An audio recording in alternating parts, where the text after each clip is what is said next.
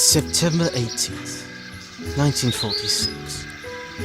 Morning mist had made its presence known in the West Midlands. It filled the valleys and gave the morning a crisp, refreshing feel to it. Kilston and Johnny, the two nor'easters, were fast asleep in their shed by the coal pits, when suddenly a familiar loud whistle rudely woke them up. What the?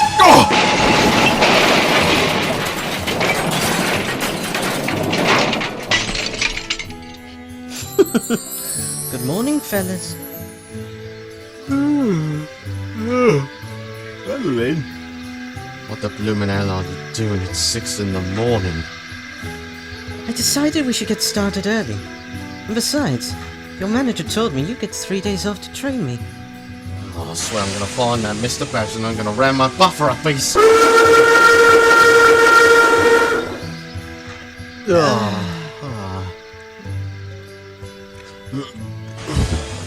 Oh, I'm sorry. What were we talking about? You know what? Let's just go get started, Madaline. Yes, indeed.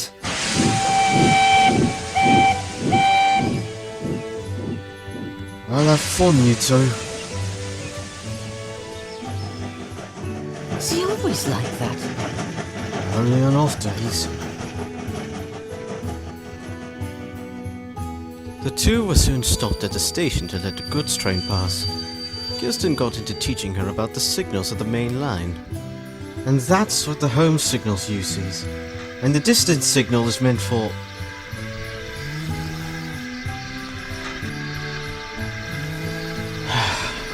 Now you're tired? Kilston was about to wake her up, when suddenly the goods train flew by, and the J39 ahead of the train whistled loudly and yelled at them. Why don't you wake up, you lazy rascals? Who on earth does he think he is, bloody King Duncan? Was it me?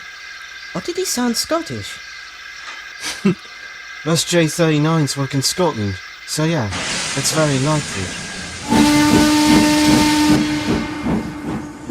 Soon after the ordeal, they reached the Bristol dockyards, where a bunch of old fish vans were lying around, completely disorganized.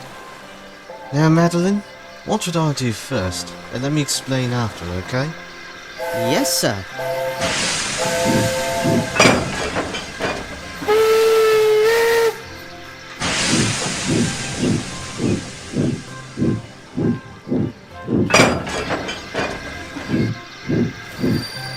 Now you see there, Maddie? You have to shut most rolling stock in proper order. And no mixing the goods. What comes first is the first coupled, and what comes last is the last coupled. And also... Done. Wait. What?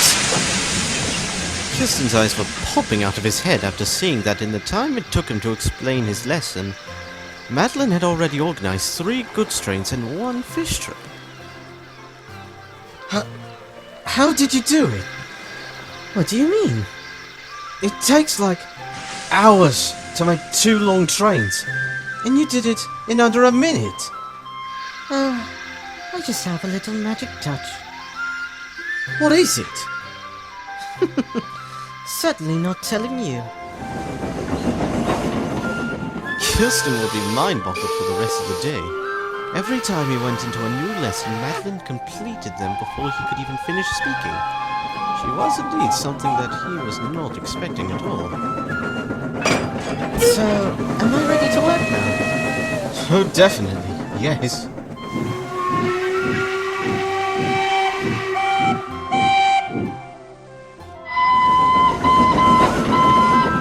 Soon the two got to work assembling long-distance freight trains on the way to Derbyshire and Leicestershire. They just finished the last one, and had rode back into the sheds, when unexpectedly, the J39 they ran into earlier backed down into the row next to Kilston. Oh, God. What are you doing here? The engine looked at them, and then at the freight trains they shunted. Was that your work? Yeah? How do you feel now, calling us lazy? Very impressed, actually. Wait, what? Now I'm confused. The two shunters were taken aback. Who are you? Oh, name's Kenneth. Kenneth Drummond. And you two? I'm, Kilston. Funny name. And you, wee lass? Oh, I'm Madaline. Oh, what a great name. So what are you doing here, Drummond? Yeah, I thought you mostly worked up north. Oh, I did for a wee bit of time.